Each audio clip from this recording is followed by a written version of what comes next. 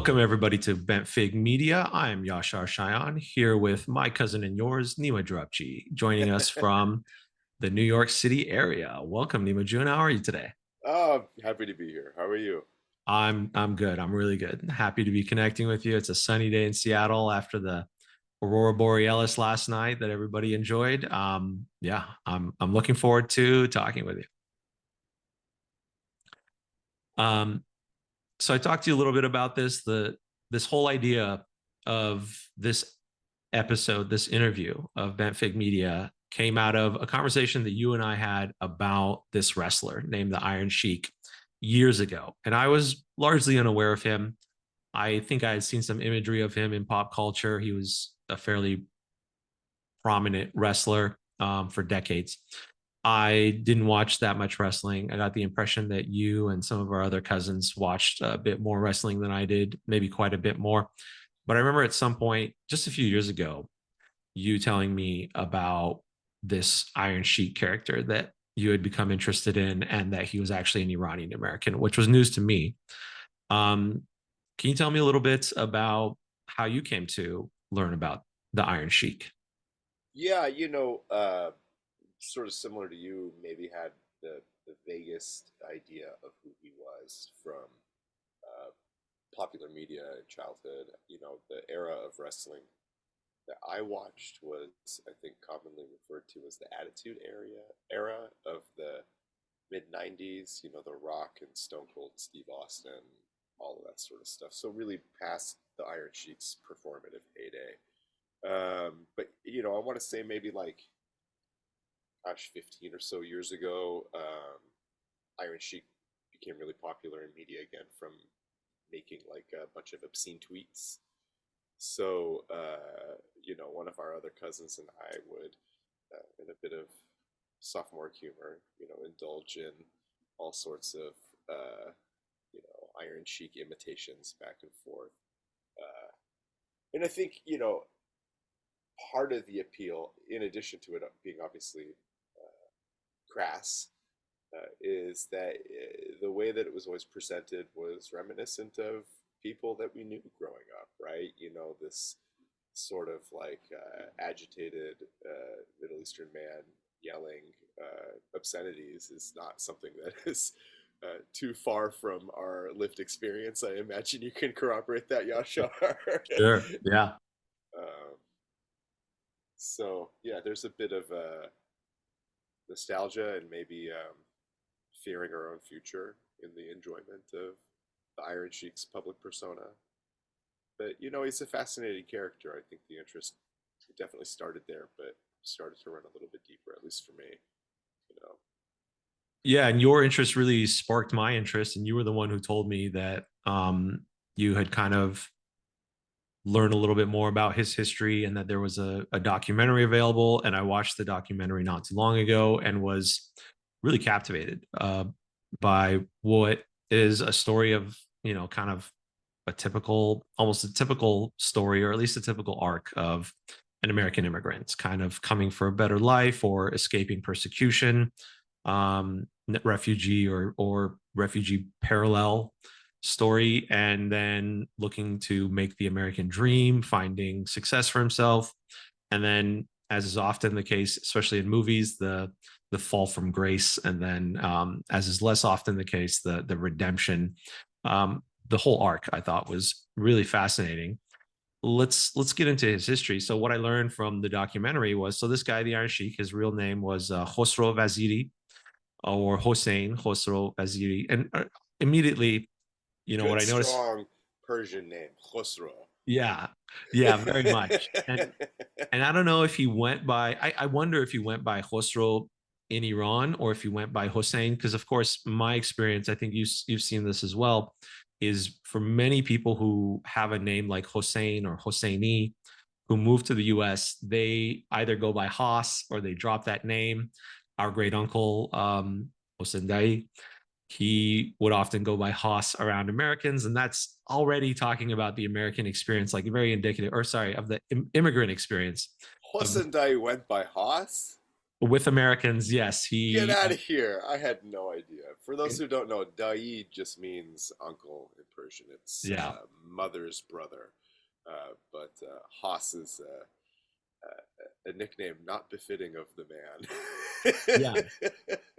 And it's common for immigrants, Middle Eastern American immigrants, to not use the name Hussein because it's so highly affiliated with Saddam Hussein, of Dun course. dun dun. Of course. So it's only natural that either he would choose to drop that name or modify it, or even his American friends and affiliates wouldn't want to be, at the workplace talking about a guy named Hussein because it sounds like they're talking about Saddam. Um, so yeah, already that really is indicative of And how. that's aside from the fact that that particular line of our family all look like they could be slightly related to Mr. Hussein's Mr. Saddam Hussein. Sure, So some more than we're others. just Yeah. we'll put that one aside. Yep. So it looks like, from what I saw in the documentary, Khosrow Vaziri, he actually worked for the Shah of Iran, Mohammad Reza Shah Pahlavi, back in the day, in the 40s or 50s, I believe. And he was an accomplished wrestler. He I didn't get the impression that he went to the Olympics, but he was kind of at that level, championship level, and he was coming up at the same time as another famous Iranian wrestler who was an Olympic um, champion. I believe it was Gholam Reza Takhti. And All right, so hold on a second. uh-huh. The Iron Sheik worked for Mohammad Reza Pahlavi. That's the first one, the first Pahlavi king. That was the second one who, if I remember correctly, was installed by Western powers. I think Great The Britain. guy, yeah, that the guy who got kicked out Yeah, he was the last one of the Pahlavis, in I believe. 80. Yes, yes, Yeah, who yes, of again course. was installed by Western powers and then deposed by Western powers, who installed another regime in his place, who, um, as it often goes in the story of Western foreign policy, they tend to install regimes who then become their greatest enemies, who then they try to topple and replace with another regime, who then becomes their greatest enemies, which is arguably the story of the current Iranian regime, the Islamic Republic, as was the story of the previous Iranian regime, the Shah Pahlavi. So yeah, they All I had in my head while you were saying that were the Scooby Doo clan taking mask after mask after mask off of people. yes, they would have gotten away with it too if it wasn't for those darn kids. Yeah, exactly.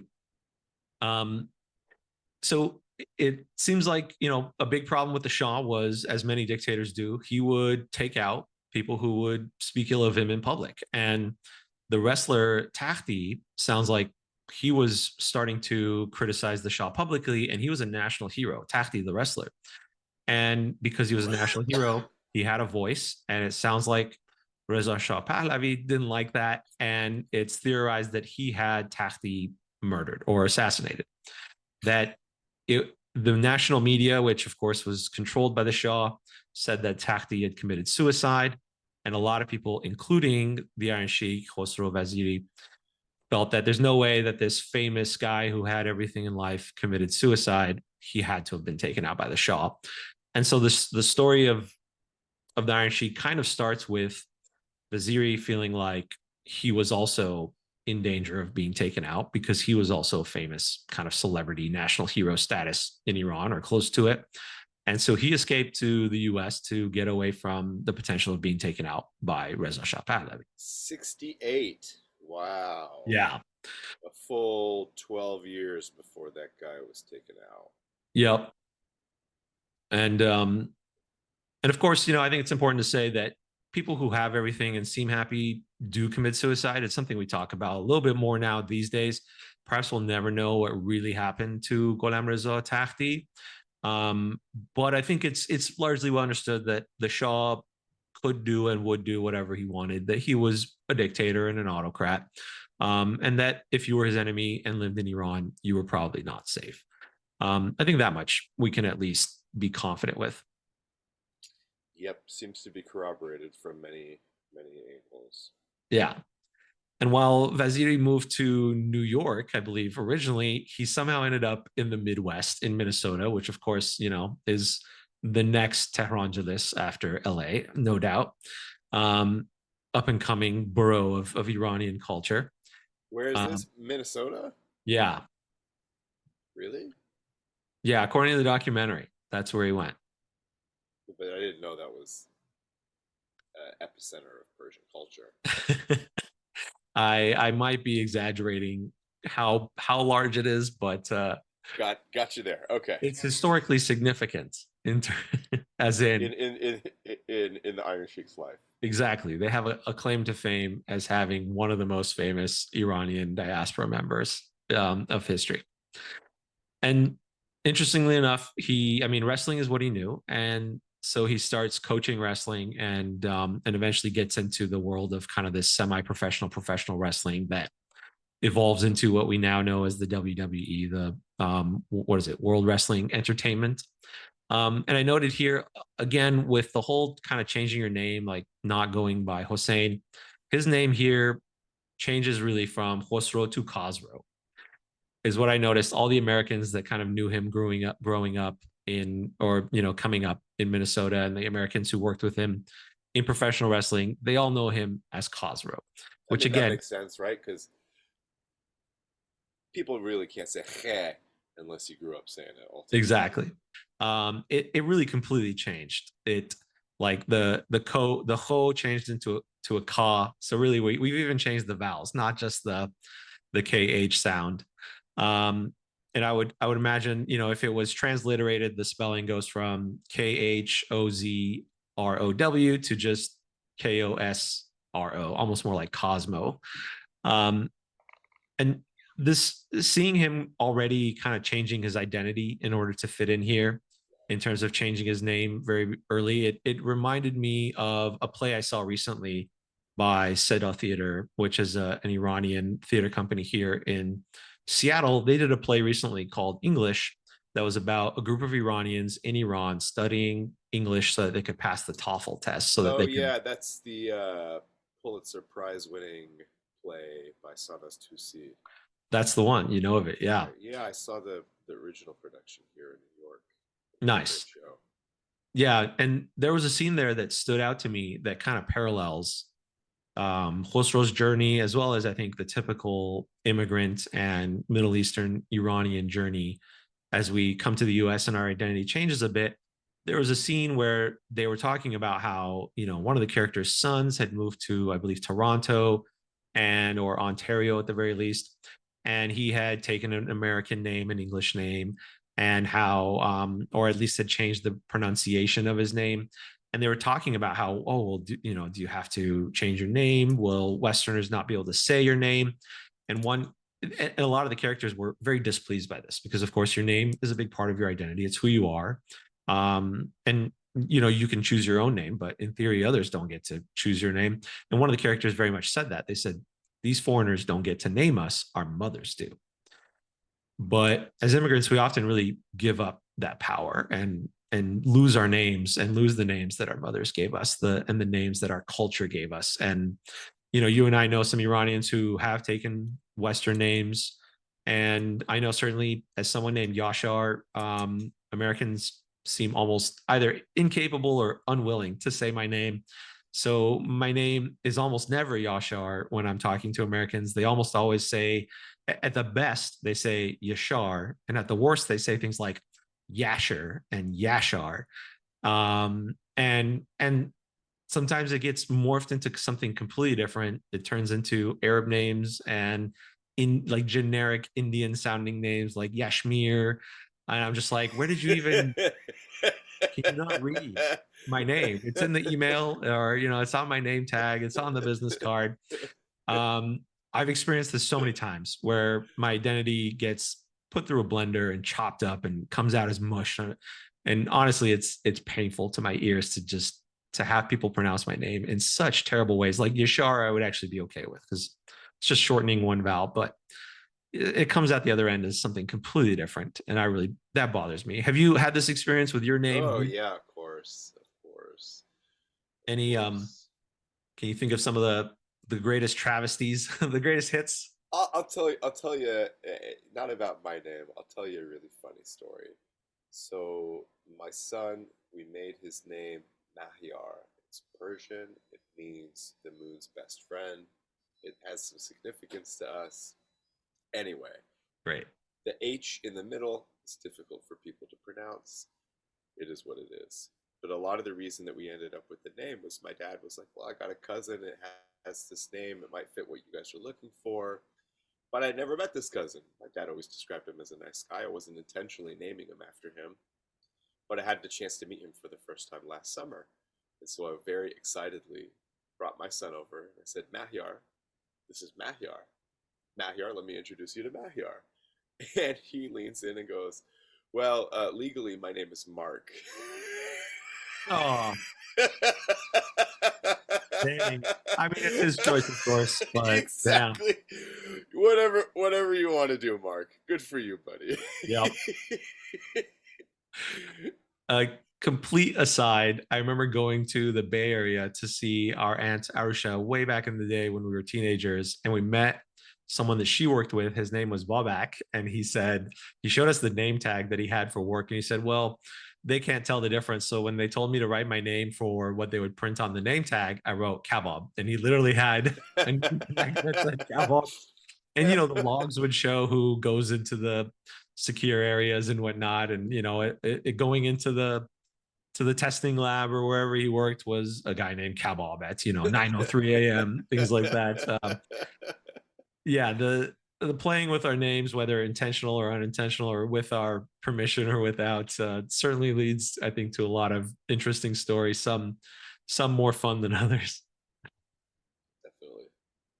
All right, back to the Iron Sheik. What's this guy up to Yeah. after he moves? Starts wrestling in the Midwest in '73 under the name Khosrow.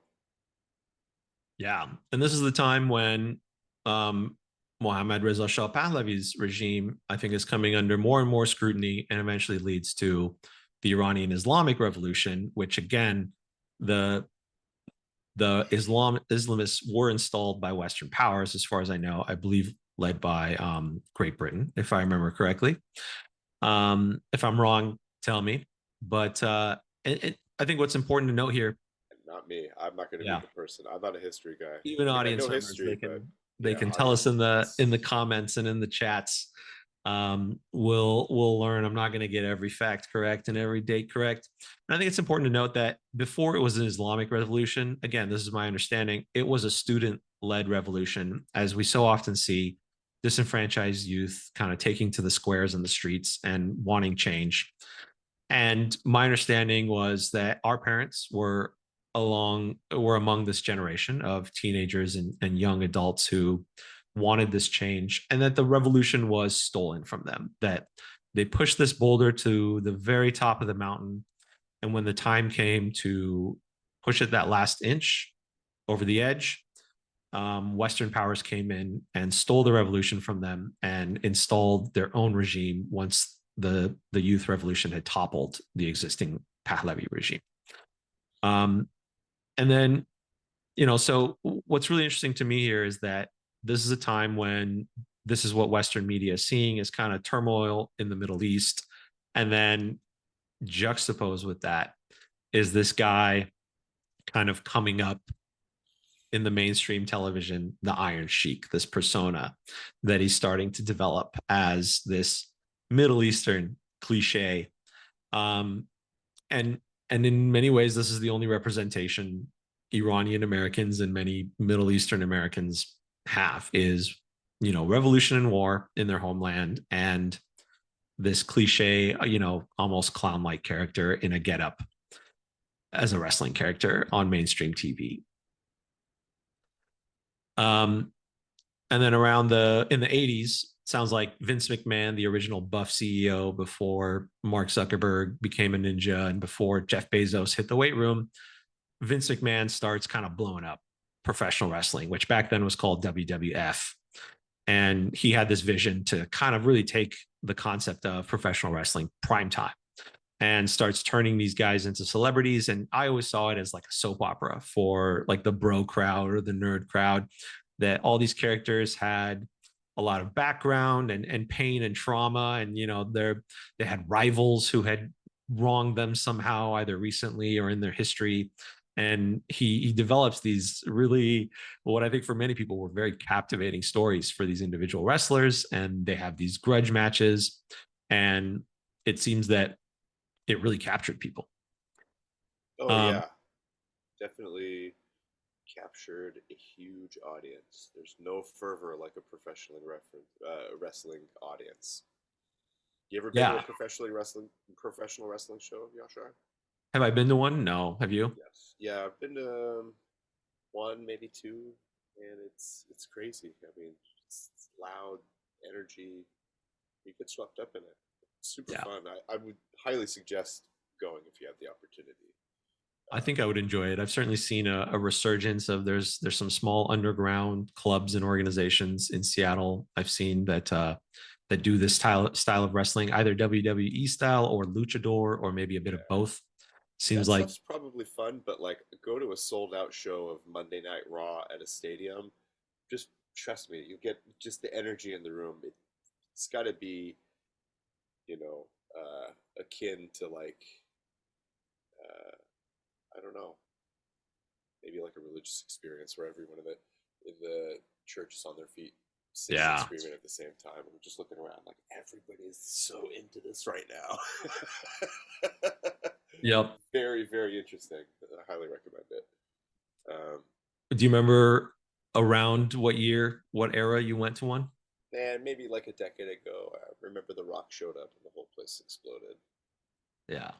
So What little I watched was certainly of that rock era, and often was with you and our other cousin Sohrab. Yeah, that was a it was definitely fun, and it was, I remember the rock kind of coming up and becoming bigger and bigger during that time. And again, going back to identity, something I really noticed in terms of Khosrow, aka Khosrow, and the Iron Sheik, his identity continues to evolve, and he kind of goes from, he comes to the US after being more or less a national hero and a celebrity in Iran, and he transitions from hero now to heel, which is, a term that essentially means the bad guy, the object of people's disdain. So he starts to take on what feels like a stereotypical kind of persona of the bad Middle Eastern Iranian guy, the evil other. And he kind of transitions from hero to heel. And that's really when it seems the Iron Sheik is taking off, because from what I saw and from what I heard in the interviews, he was the heel to end all heels. He was the ultimate bad guy, and he was good at it, and the audience loved him or loved to hate him, and that no one could stir up the audience and generate the level of heat that the Iron Sheik could produce. And this is the around the time when, again, in mainstream media, other than the Iron Sheik, much of what they're seeing is negative portrayals of the Middle East. So we're seeing the Iranian hostage crisis on TV. We're seeing the, the one of the first U.S. invasions of Iraq, Operation Desert Storm, under George H.W. Bush. And so all Americans see are these negative portrayals of Middle Eastern people. And it looks to me like the Sheik becomes the embodiment of that for mainstream media, for entertainment purposes, which feels, I'm very ambivalent about. On one end, it's incredible to look back and think, oh, in the 80s and in the 90s, there was an Iranian American doing well for himself in terms of career success, and that he was on mainstream TV, and arguably it's all in good fun. But at the same time, I really wonder, what is the lasting impact of this negative portrayal of Iranians and Middle Easterns in the mainstream media? Any thoughts on that, Neimah? what is the lasting impact of the negative portrayal of Middle Easterns in media? Yeah. That's a really broad question. I'm not sure that I have too much to say about it in that framing. You know, you want to talk about it in relationship to Iron Sheik in particular? Oh, yeah. Yeah, that's what I mean. The lasting impact of his negative portrayal. Yeah, that's what I mean. Yeah, I don't know. I don't know that I have a whole lot of stance on that. Where do you think, Yashar? It's tough to, I think, quantify, but I think it's I think it's fair to say that there is an impact. I can draw on a more recent example that you might be aware of. Several years ago, South Asian American celebrity comedian Hari Kondabolu did his whole campaign where he came out with that book, The Problem with Apu, where he was talking about the impact of having Apu from The Simpsons as being one of the only and one of the biggest representations of South Asian Americans on American mainstream television, and that having it be kind of a cliche and not being the representation that they might want for themselves has a negative impact, and that it reinforces stereotypes or even is the genesis of stereotypes. And I can't help but wonder or even think that this portrayal of the Iron Sheik helped to reinforce this idea, especially when it was juxtaposed with this background imagery of the Iranian hostage crisis and Operation Desert Storm, that it really potentially helped to formulate and even solidify Americans' notion of the bad guy Middle Eastern. Yeah, I mean, that would be by design and intent, and I think you're asking really a chicken and egg question here.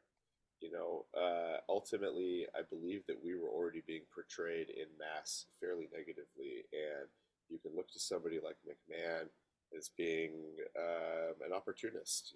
He saw a chance to take somebody who was incredibly talented and charismatic and utilize them to his own profit, right? That's notoriously known that Yeah.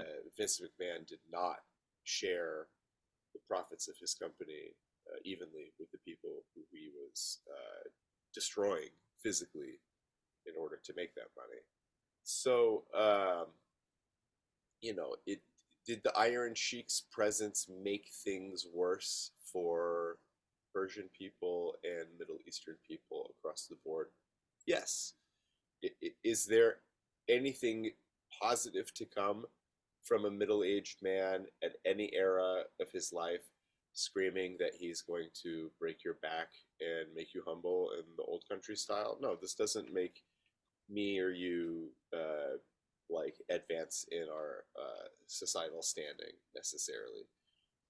But um, I would also suggest that we really wouldn't be in a better place necessarily if he didn't exist. I don't think that he as a monolith or a character has torpedoed any sort of headway that we would have made otherwise, if that makes sense. So, Yeah. like, if we go back to discussing the era of his performative heyday, the 80s, the hostage situation, the revolution, the negative portrayal of Persian people in the media. Um, my parents both got fired from their jobs when that was happening because of fear around Persian people. And so I would go ahead and say that Iron Sheik had very little to do with my parents getting fired. And that if the Iron Sheik had not been wrestling Hulk Hogan, if somebody else had been wrestling Hulk Hogan, they would have still gotten fired from their jobs. Yeah. So, No doubt. you know, it's Yeah. not it's not a great legacy, but is he the person really burning the bridge for us? Like, nah, not really. you know. Yeah. And And please, what are you gonna say? well, it's often said, don't knock it because it's the only one we've got, in reference to whatever the subject might be. And this is where this is what I grapple with, is this was the only representation we had in mainstream America or close to it. And at the end of the day, it's cool to see an Iranian American doing well on Yes, mainstream TV when there continuing to was take no one elements else. of our culture and put them on the mainstream, like those Yeah. Filipino weights and stuff like that, which is like it's not a lot, but let's I work in the film industry. Let's be realistic. Like, if the role needed to be fulfilled and Khosrow Vaziri wasn't there to fulfill it, they would have hired anybody who had the vaguest complexion and who Yeah. could grow a mustache and throw him in the same seat. And it would have been somebody from any heritage, with any background, who had no knowledge or respect or authenticity.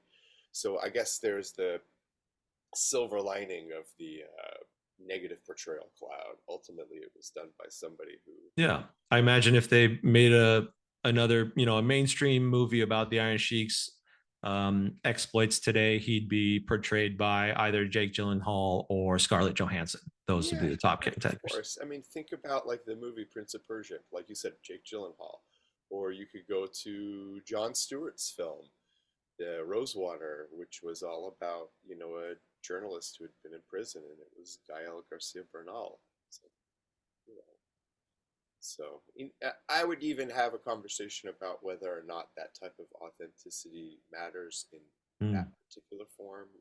Does it really matter if it's a Persian lead actor? I don't really know. But I think at least in this case with Iron Sheik, it was nice that it was somebody who was Persian, Yeah, right? yeah, and I think in my opinion, it's important to not want everything to be perfect. Was this representation perfect? No, but again, it was arguably the best that we had at the time. And if we reject every form and every piece that is imperfect, then usually we're left with nothing. And we see this often playing out in politics, certainly in American politics, where a halfway decent bill dies somewhere in Congress because it just wasn't perfect enough. It was gonna give $10 million for the poor, but someone vetoed it and torpedoed it in Congress because they wanted 20 million for the poor or something like that. We see this constantly playing out where it's just never good enough, so we don't make any progress. So progress, of course, especially in immigrant cultures and in diaspora, comes in progress every decade, every generation. Hopefully, we get a little bit more representation and a little bit more positive representation. Hopefully, and I think that's in part what we're seeing here. It started in part with the Iron Sheik, at least in our lifetime, and I think it's getting better. We already mentioned, like I mentioned, the existence of Sedat Theater, which 10 or 20 years ago I would not have expected for the Iranian diaspora here in the US to have that kind of representation. So I think there's progress, and that's progress is important, I think.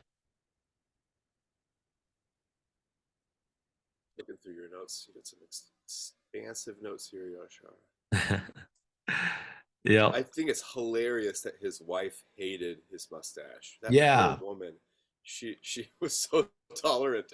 He had that mustache for the rest of his life. That Yeah, poor lady. right. In a way, it's like she lost her husband and gained the Iron Sheik. And I put that in there because again, when it comes to identity, I feel like before Middle Eastern people started to really become demonized, I think there was this space in American culture where Middle Eastern people, like French people or Italian people, were just maybe seen as strange foreigners, but there was a little bit of romanticism. They were exotic even, and his wife talks about when she met him that he was gorgeous. She thought he was this very attractive man, and in theory probably in Minnesota looked unlike any other man, any other male suitor she had at the time.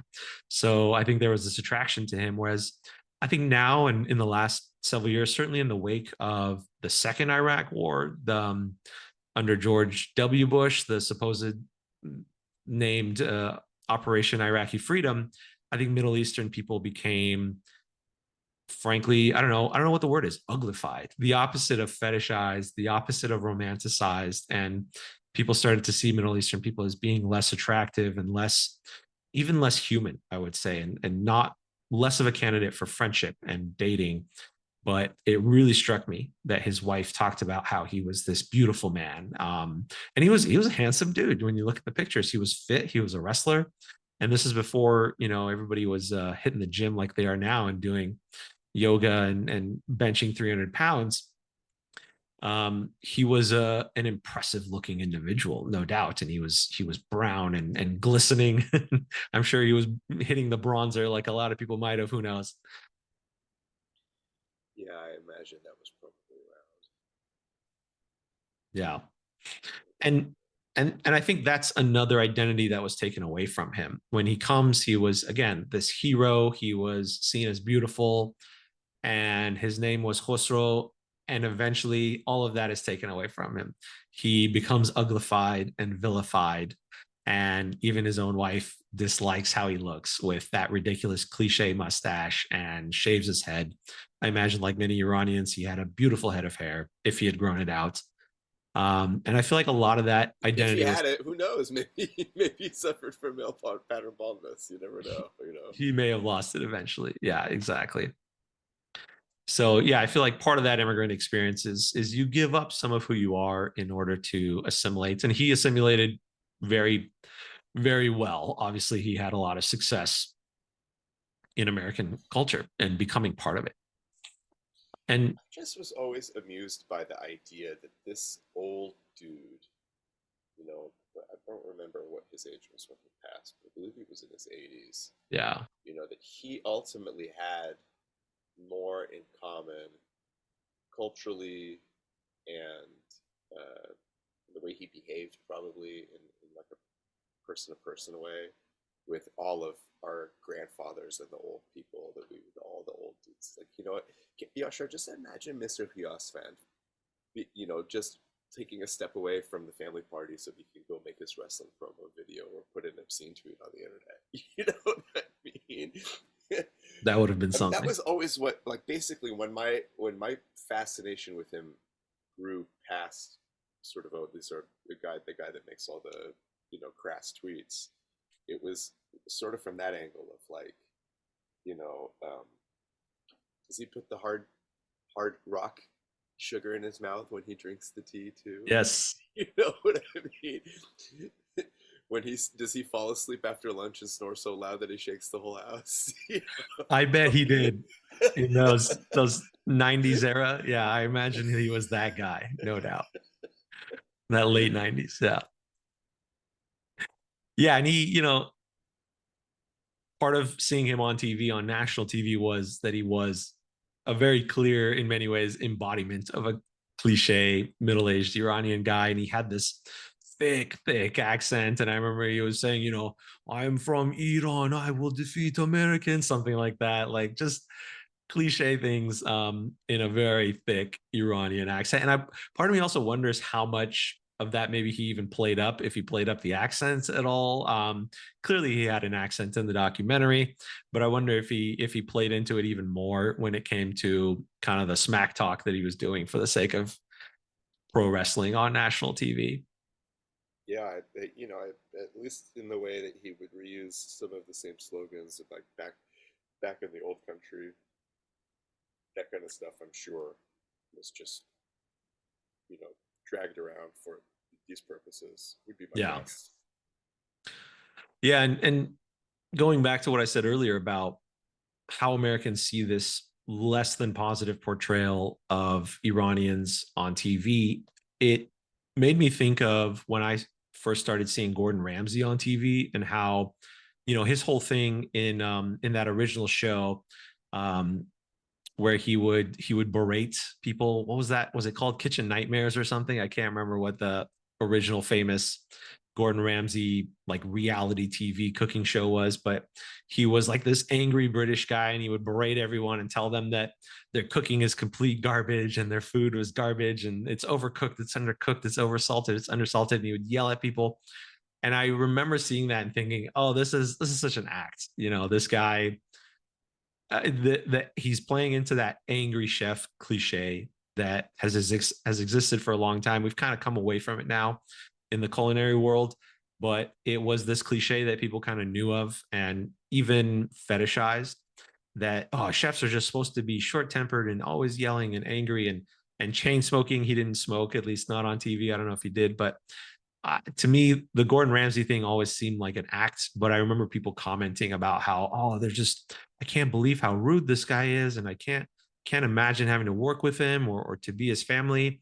And I think a lot of the viewers who saw Gordon Ramsay's character during that time really believed that it was real. And I think a lot of people who saw the Iron Sheik as a character during that time really did believe that it was real. And that was the impression I got, was that people actually thought WWE wrestling was real. And I'm sure some Oh people did. yeah, I mean, people were arguing that in earnest even when we were in high school in the late Yeah. '90s. You know, so. I'm sure people thought that he was, and then there's a level of media awareness and literacy that we have kind of cross culturally now that didn't exist several decades ago, mostly because of exposure, right? Yeah.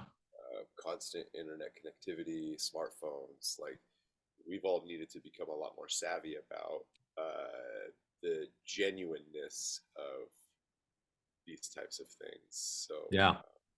someone like the Iron Sheik and pro wrestling, at least to our 2024 lens, may seem like laughably uh, staged, but it Yeah. certainly didn't appear to people at the time. Absolutely. And again, when it's one of the only mainstream representations you have, you tend to believe it because you haven't seen any other representation. So it's the only one you've got. So it's it's what you go with in terms of what you might believe.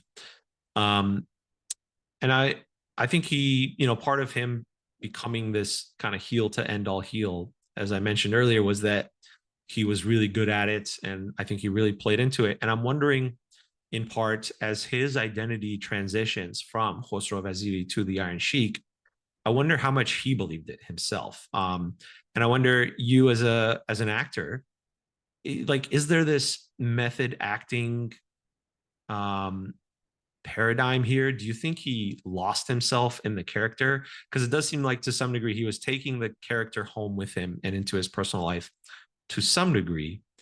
Any thoughts on that? Well, I've never been a professional wrestler, so I can't speak to it from a direct experience sense, but I can imagine a scenario in which a professional wrestler who's very recognizable cannot really leave character because they have to, interact with fans in between shows. Professional wrestlers are doing shows oftentimes every night of the week. Um, and so, yeah, I can imagine a scenario in which over time uh, you'd get the lines a little bit blurred, but you know, uh, yeah, I imagine it's possible. It's certainly possible. Yeah, made me think a bit of Donnie Brasco, that movie with Johnny Depp and Al Pacino, if I remember correctly, where Johnny Depp's character is supposed to, he's an undercover cop trying to infiltrate the mob, and he starts to kind of lose himself and his own sense of right and wrong as he has to do some horrific acts in order to fit in with the mafiosos. And it seemed like it portrayed him as really struggling with who he is because he had to do so many things that were not him, the real him, Yes, as he became more and more Donnie Brasco, which, sure. I mean, that by his own admission, the Iron Sheik had all sorts of flirtations with substance abuse and use over the course of his career, which can also, make the lines of reality seem a little bit more blurred. So, and then you have to think about like any sort of escapist mental state or thought process, right? Where, um, the individual's life is complicated, like all of our lives are yeah, complicated.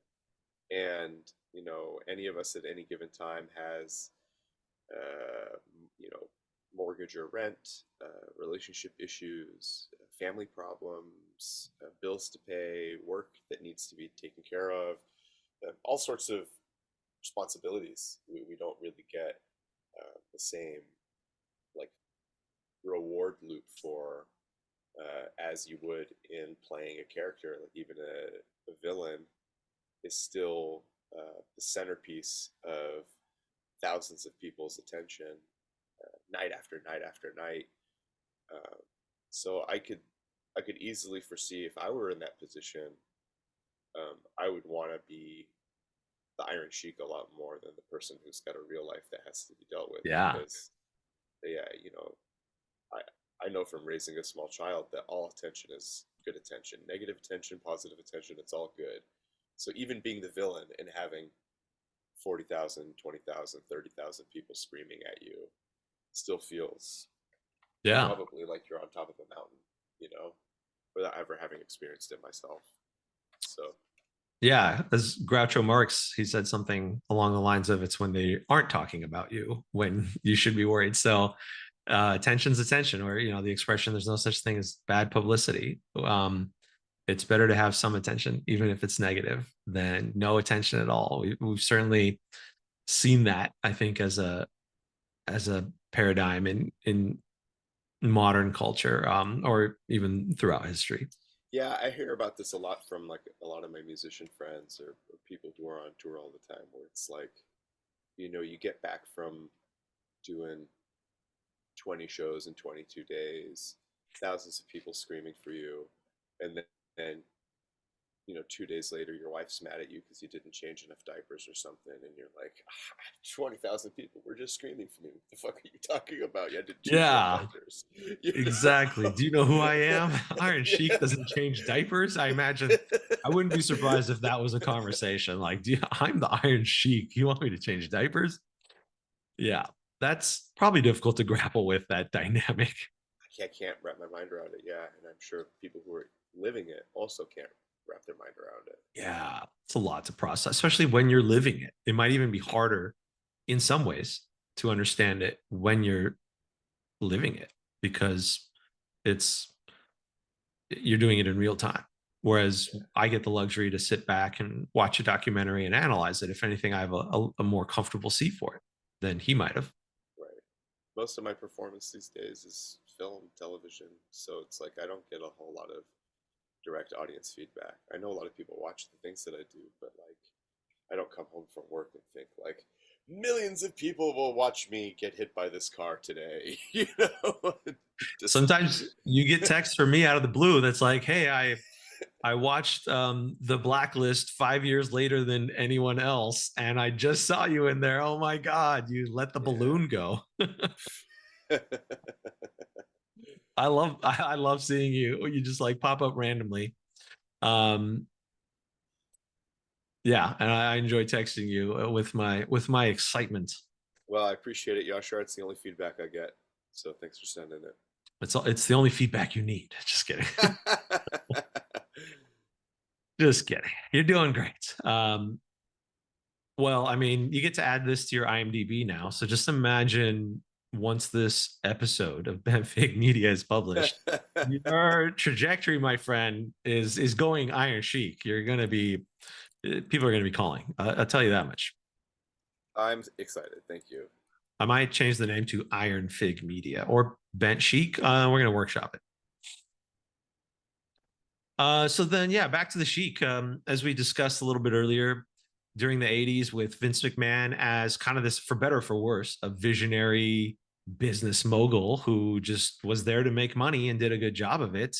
I'm not advocating for that, but he really exploited the dynamics of these characters and how they played off the audience to bring in more and more audience and make more money. And a big part of that then is when the Hulk Hogan character enters and starts to become big because it's not it's great to have the Iron Sheik as the object of the audience hate, as the cliche evil Middle Eastern guy. But now they bring in the Hulk Hogan character and they, by contrast, turn him into the patriotic American hero. And he even has that theme song that's I am a real American fighting for the rights of every man. And Hulk Hogan, as WWF becomes bigger and bigger, becomes the symbol of like American strength. I remember, I kid you not, when I moved to the US as a young kid, one of the gifts I received as like a welcome to America gift was a Hulk Hogan t-shirt. I don't think I knew who Hulk Hogan was. I had seen his imagery in pop culture, and mostly what I'd seen of him was him ripping his shirt apart, kind of to show how big and buff he was. And as a little kid, I was not strong enough to rip shirts apart. So that to me seemed like an incredible feat of strength. I was a Hulk Hogan fan. I didn't know who Hulk Hogan was. I didn't watch wrestling, but I was a Hulk Hogan But fan. you're a Hulk Hogan Yeah, fan. I was a fan of the idea of Hulk Hogan, of the strength and and whatnot that he portrayed, and that was all in contrast to the Iron Sheik. I didn't know that at the time.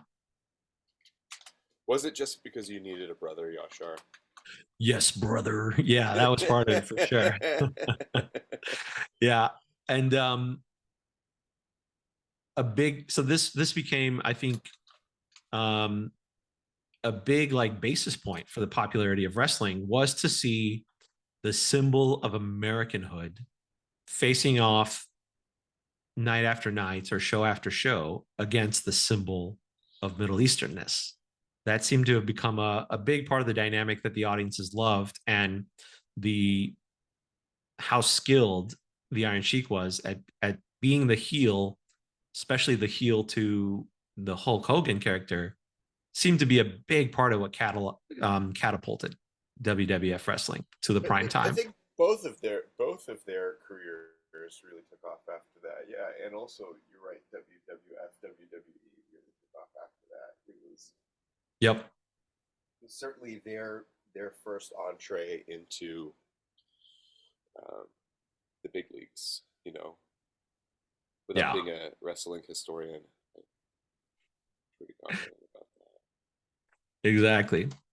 And you mentioned a little bit about there was this imagery of the Iron Sheik on stage, swinging those wooden exercise club. They're called mil in Persian, that we associate with practices of Zulkhune and Pahlavani.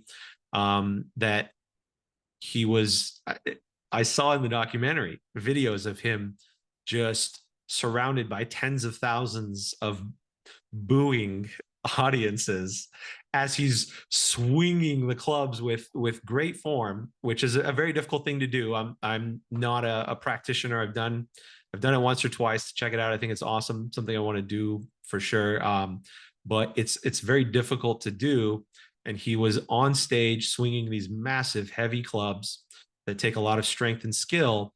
And it was almost like he was doing it in the face of Americanhood. Like, look how weird and foreign I am. Look at me doing this thing that you don't understand.